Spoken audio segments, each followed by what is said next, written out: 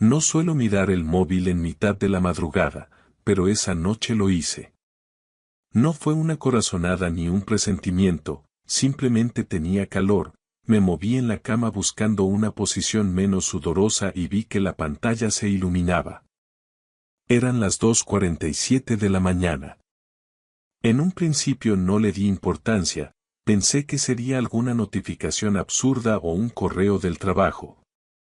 Pero lo que me llamó la atención fue el pequeño gesto de Laura al girarse hacia mí justo cuando se encendió el teléfono.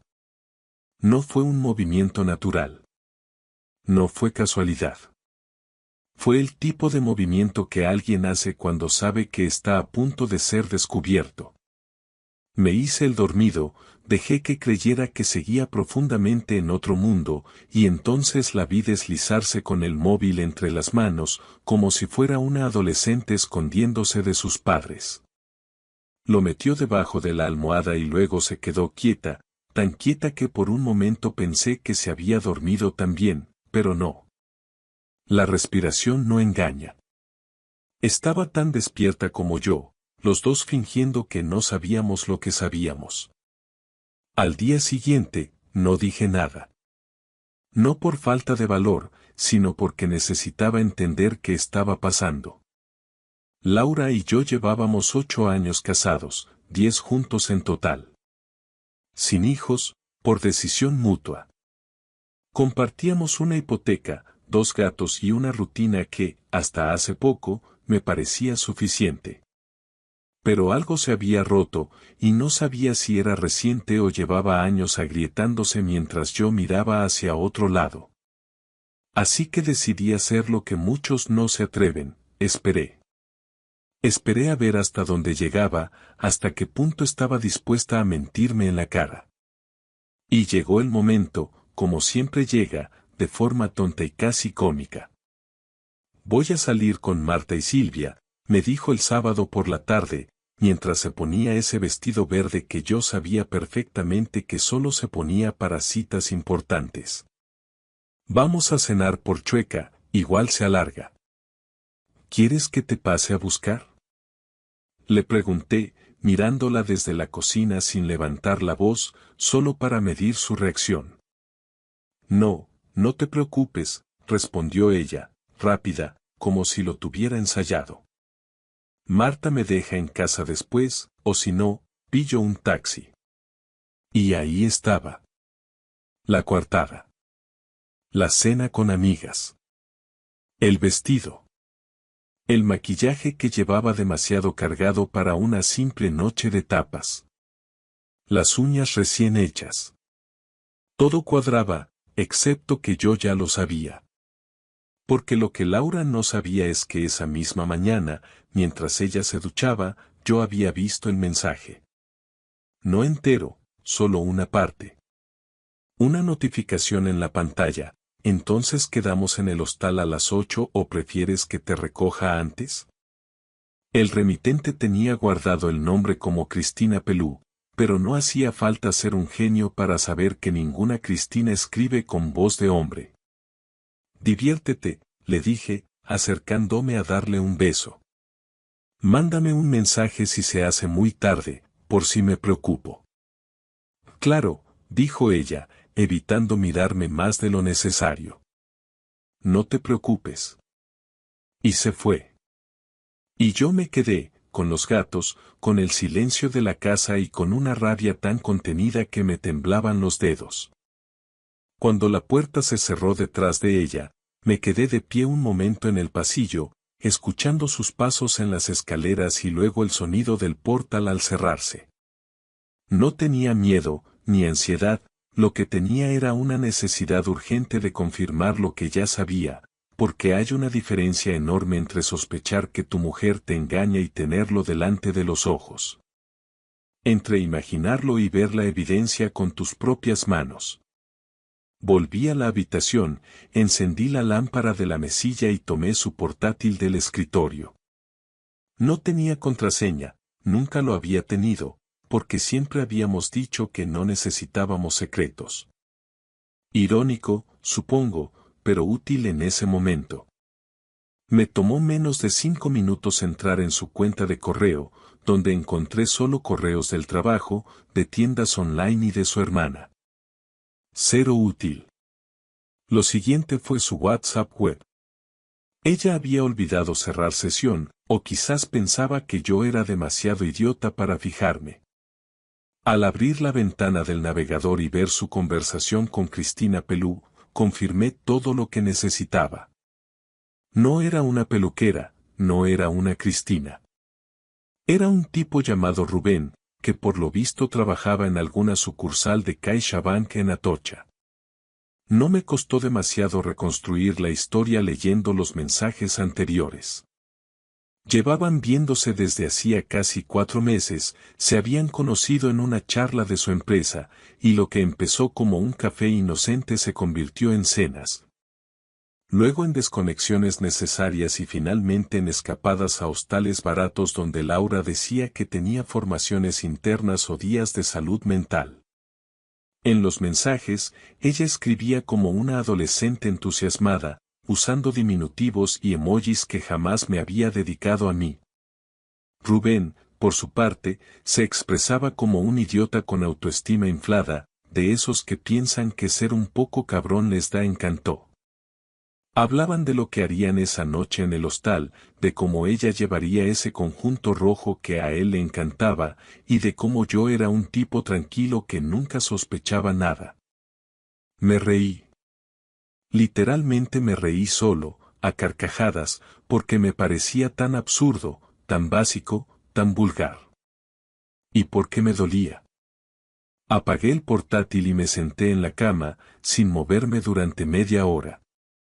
No sabía si estaba más jodido por la traición o por el hecho de que ella pensara que podía hacerlo sin consecuencias. Me sentía estúpido. Me había pasado los últimos años trabajando de sol a sol para que no le faltara nada, organizando mi vida alrededor de la suya, diciendo que no a planes con amigos porque ella prefería estar en casa, comprando regalos en fechas sin importancia solo para hacerla sonreír, y resulta que todo ese tiempo ella estaba construyendo otra historia a mis espaldas con un bancario con pinta de trilero. Cuando me calmé, decidí que no iba a hacer lo que hace todo el mundo. No iba a gritarle, ni a llorar, ni a lanzarle sus cosas por la ventana. Eso es lo que esperan que hagas. No, yo iba a hacer algo mejor. Fui a la cómoda y saqué una vieja cámara digital que usábamos en los viajes. Comprobé que tenía batería, y entonces volví al ordenador, abrí WhatsApp web y grabé toda la conversación. No solo las últimas, todas. Desde el primer mensaje hasta el último. Incluso me tomé el tiempo de leer algunos en voz alta, grabando mi reacción. No para compartirlo, sino para tener una prueba de que yo sabía exactamente lo que había pasado. Luego me fui a la cocina, me serví una copa de vino, no por placer, sino para bajarme la rabia, y me senté en el sofá a esperar. Pasaron 2 horas hasta que volvió. Cuando entró por la puerta, ya sin maquillaje y con el pelo recogido, noté un leve brillo en sus ojos que delataba que venía de otra parte. Se quedó paralizada al verme ahí, despierto, con la cámara sobre la mesa. ¿Qué haces despierto?, preguntó, como si no supiera. No podía dormir, le dije, tranquilo, sin levantar la voz. Pensé que podíamos hablar. ¿Hablar de qué? De Rubén. De CaixaBank. De los hostales. De tus formaciones internas. Se quedó de piedra. La cara se le transformó en tiempo real, y por un momento no supo qué decir. No gritó, no lloró, no negó nada. Solo bajó la mirada. ¿Puedo explicarlo? Claro que puedes, le dije. Pero no quiero escucharlo ahora. Solo quiero que sepas que ya lo sé todo. Y que no pienso seguir con esta farsa ni un día más. No es tan simple. Sí lo es, Laura. Lo haces simple tú. Porque en vez de hablar, decidiste a otro. No fue solo eso. Me da igual si fue solo eso o si lo amas. Ya no importa. Se acercó, como si intentara tocarme, pero me aparté. Le pedí que durmiera en el sofá, no porque quisiera castigarla, sino porque no podía soportar tenerla cerca. Y ella, en un acto de dignidad inútil, obedeció sin discutir. Esa noche no dormí. Ni falta que hacía. El lunes por la mañana, mientras ella se duchaba, yo ya tenía todo planeado. No tenía intención de quedarme callado ni de dejar que se hiciera la víctima. Había dormido 3 horas en 2 días, pero tenía la mente clara. No iba a perdonar, y mucho menos a olvidar. Cuando salió del baño, envuelta en su toalla, me miró con esa cara que ahora me resultaba insoportable, esa mezcla de falsa normalidad y miedo a ser confrontada. Como si esperara que con el paso de los días yo fuese bajando la guardia y aceptando su silencio como parte de un nuevo comienzo. Pero no. Lo que ella no sabía era que ya no estaba negociando nada. Solo iba a decirle lo que había decidido. Tenemos que hablar, le dije sin rodeos, mientras ella rebuscaba ropa en el armario. ¿Ahora? Respondió, sin mirarme. Estoy con prisa. Ahora, Laura. Si no tienes 10 minutos para tu marido, no esperes que quiera seguir siéndolo.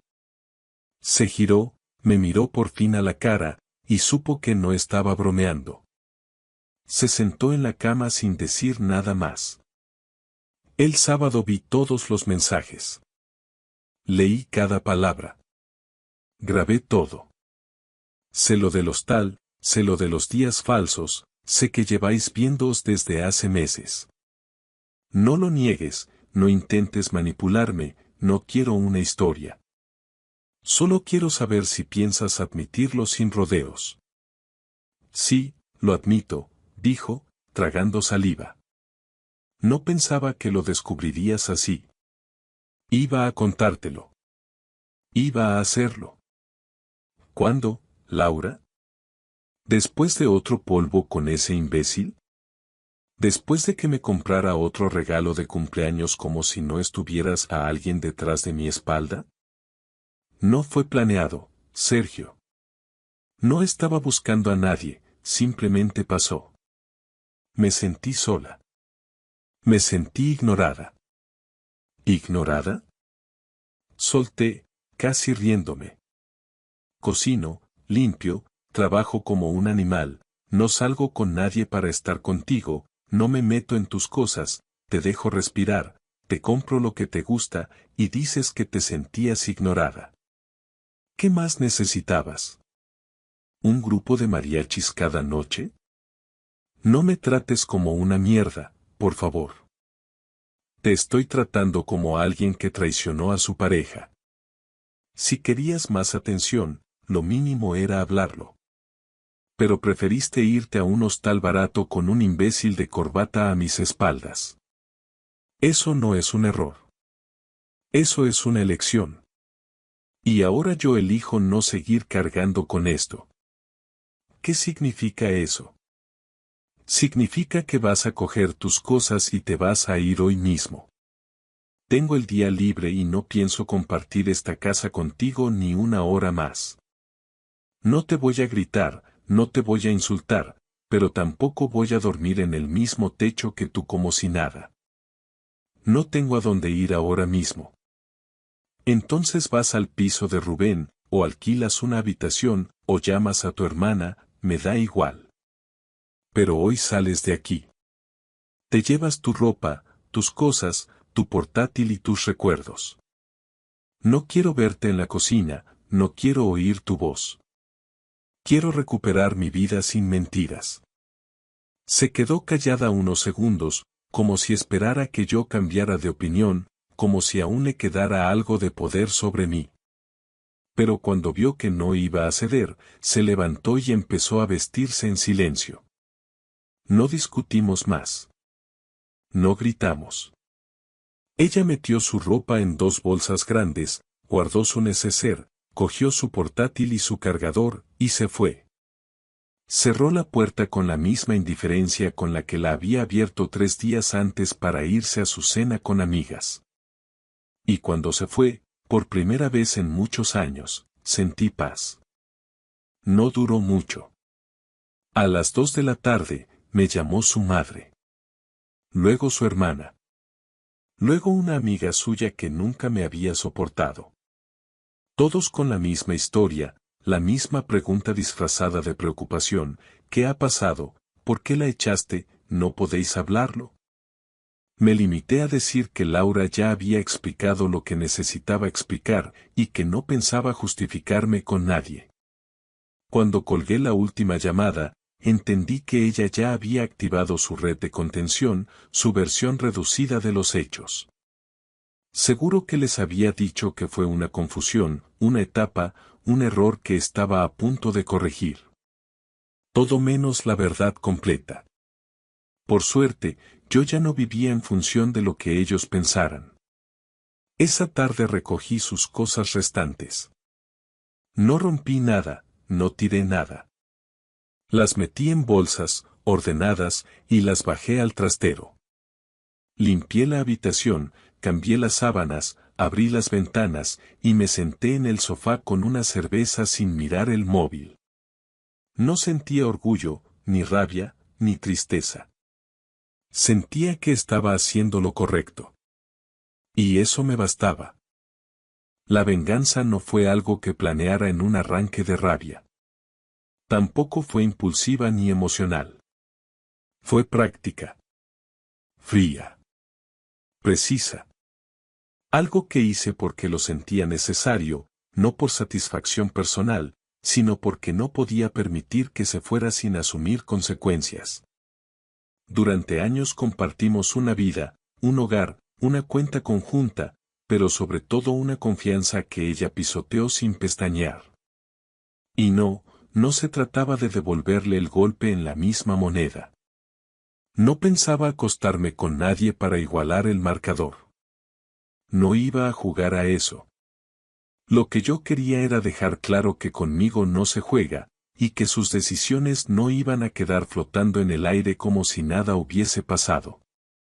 Así que el lunes por la noche, cuando estaba seguro de que ya se había instalado en algún rincón prestado, le mandé un mensaje. Le pedí que pasara por la casa el miércoles por la tarde a recoger el resto de sus cosas porque no iba a seguir almacenándole nada. Fue breve y directo. No contestó. El martes me pasé toda la tarde hablando con el abogado que había contactado el domingo. No quería esperar más. La separación iba a ser rápida. Como no teníamos hijos, y el piso estaba a mi nombre desde antes del matrimonio, no había demasiadas complicaciones. Lo único compartido de verdad era la cuenta corriente y algunos muebles que ella ni siquiera había comprado. La idea del abogado era clara: hacerlo rápido, documentarlo todo y entregarle los papeles en mano. Yo tenía que decidir cómo. Y decidí hacerlo de una manera que se le clavara como el primer trago de café cargado después de una resaca. Elegí el sitio, elegí el momento, y sobre todo, elegí el público. Ese miércoles, mientras ella entraba en casa como si todavía le perteneciera, yo ya había invitado a su hermana para que viniera a tomar un café y hablar del tema con calma. Ella no sabía que su hermana me había pedido que no la metiera en el medio, pero cuando le dije que tenía algo que mostrarle, no se negó. Quería entender por qué yo me había cerrado en banda. Laura entró con una bolsa vacía, mirando a su alrededor como si todavía le doliera ver sus cosas fuera de lugar. En cuanto cruzó la puerta y vio a su hermana en el comedor, puso una cara que no se le olvidará fácilmente.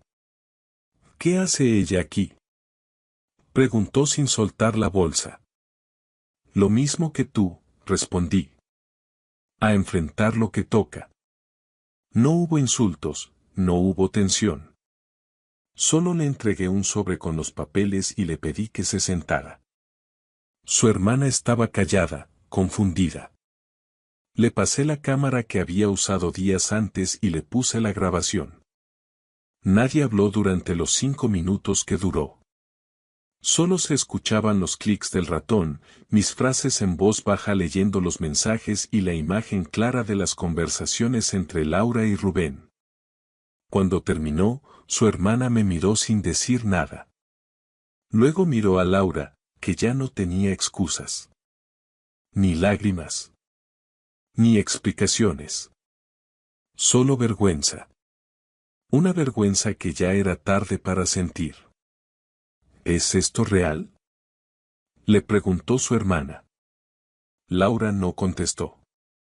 Se levantó, agarró su bolsa, y en silencio empezó a meter ropa, zapatos, cosméticos y libros que aún quedaban en la habitación.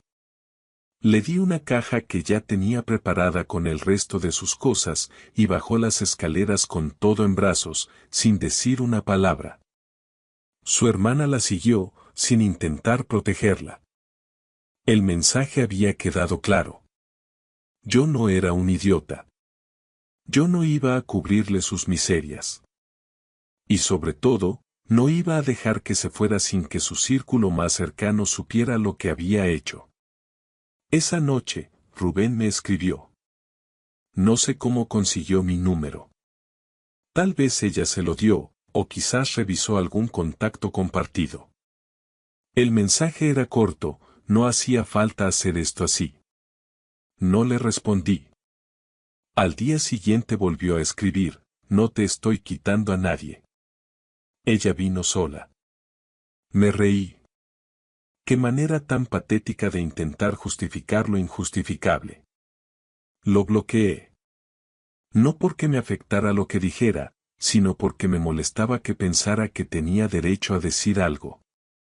El viernes siguiente envié copias del expediente de separación a Recursos Humanos del banco donde Rubén trabajaba. Incluí pruebas de que usaban horarios de trabajo para verse, de que habían mentido en informes internos para justificar ausencias y de que usaban beneficios corporativos para pagar habitaciones de hotel. Todo documentado. No era por venganza romántica. Era por principios. Si él había participado en una doble vida con mi mujer, en horas de oficina y con recursos de su empresa, entonces que afrontara también eso. No quería destruirle la vida, solo dejar claro que sus acciones tienen precio. Nunca supe si lo despidieron, pero al menos me aseguré de que alguien en su empresa supiera la verdad. La semana siguiente fue la más silenciosa de mi vida. Nadie me llamó, nadie vino a reclamar nada. Mi entorno más cercano me respetó, porque ya sabían la versión completa. No pedí comprensión, pero me la ofrecieron. No me sentí mejor, no me sentí más fuerte. Solo más en paz. Y eso era suficiente. Pasaron 14 días exactos desde que Laura salió por la puerta con sus cosas antes de que volviera a escribirme. El mensaje no fue largo, pero sí cuidadoso. Me pidió que nos viéramos en persona, sin rodeos, sin testigos, sin gritos. Decía que necesitaba hablar, no para convencerme de nada, sino para cerrar el ciclo de una forma menos violenta. Lo pensé un rato, no porque creyera que merecía una explicación más allá de lo que ya había visto, sino porque, si tenía algo más que decirme, prefería escucharlo de frente y no en un mensaje o a través de terceros. Le respondí que sí, que podíamos vernos en la cafetería de la estación de Chamartín, un sitio neutral, público, sin posibilidad de dramatismo. Puso un ok y no dijo nada más. La vi llegar el viernes a las 6 en punto, con la misma chaqueta negra que usaba en otoño, con el pelo suelto y cara de alguien que llevaba días sin dormir bien. Se sentó sin que yo tuviera que decirle nada, pidió un café con leche, y luego me miró sin decir una palabra. Yo no tenía nada que preguntar, así que me limité a esperar. He estado pensando mucho en todo, empezó, mientras removía el azúcar con una lentitud innecesaria. No solo en lo que hice, sino en cómo llegamos hasta aquí. Llegamos porque tú lo decidiste, le respondí sin levantar la voz. Lo demás es decorado. No quiero justificarme. Solo quiero explicarte lo que no supe decir antes. Sé que te fallé, no lo voy a negar. Pero también sé que esto no vino de la nada. Yo llevaba meses sintiéndome sola, invisible, atrapada en una rutina donde todo giraba en torno a lo práctico. Tú hacías mucho por la casa, por mí, sí, pero todo era mecánico. Parecíamos compañeros de piso más que pareja. ¿Y por eso te acostaste con otro? ¿Por qué te faltaban fuegos artificiales? No, me acosté con otro porque fui cobarde. Porque en vez de enfrentar lo que sentía y hablarlo contigo, busqué una salida fácil. Lo sé. Lo acepto. No lo estoy diciendo para que me perdones, porque entiendo que eso no va a pasar. Solo quiero que sepas que no fue porque tú no fueras suficiente. Fuiste más que suficiente. Yo fui la que no supo estar a la altura de la relación. No respondí. Había algo en su tono que sonaba sincero, pero eso ya no importaba. La sinceridad no arregla una traición, solo la hace más digerible. Ella bebió un sorbo del café y bajó la vista, como si le costara mantener la conversación. Después de que me echaste, estuve unos días en casa de Marta y luego me fui a un piso compartido. No estoy con Rubén. De hecho, corté con él la misma semana. Ni siquiera me habló después de que le mandaras los papeles al banco. Lo despidieron. No era mi intención que lo echaran. Solo que supieran en qué usaba su tiempo. Lo sé. Aún así, fue un golpe duro. Él no era lo que yo creía. Lo descubrí muy rápido. Te hizo un favor. Lo sé. Pero no quita que perdí lo más importante de mi vida por alguien que no valía ni el esfuerzo. Eso no es problema mío, dije, ya con más indiferencia que ira. No estoy aquí para consolarte. No lo espero. Solo quería verte una última vez y decírtelo. Sé que no hay marcha atrás, y lo acepto. Solo quiero que sepas que me arrepiento de todo. Que si pudiera volver atrás, lo haría. Que te echo de menos. ¿Me echas de menos a mí o a lo que yo representaba? A ti, Sergio. A ti. Hubo un silencio incómodo. No porque quedaran cosas por decir, sino porque todo lo que se decía en ese momento ya llegaba tarde. Ella terminó el café, sacó un billete de 5 euros, lo dejó sobre la mesa y se levantó. Me voy. No quiero alargar esto. Te deseo lo mejor. Y gracias por venir. Asentí con la cabeza. No tenía energía para decirle nada más. Mientras se alejaba, no sentí alivio ni rabia. Solo una especie de vacío que ya no dolía. Cuando desapareció entre la gente, me quedé unos minutos más en la mesa, terminando mi café. En ese momento entendí que esa era la última vez que la vería. Y también entendí que no lo lamentaba.